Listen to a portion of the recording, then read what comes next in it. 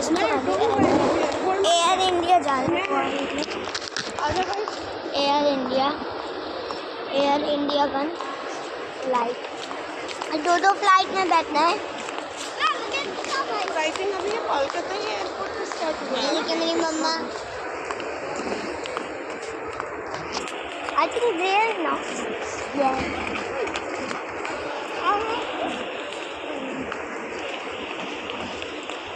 alright, अभी मम्मा तो यहाँ चली गई लेकिन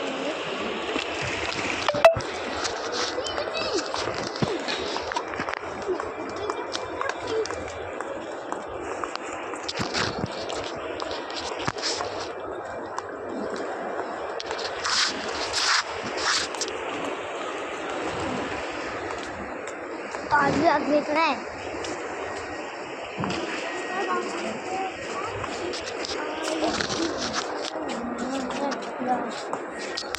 मैं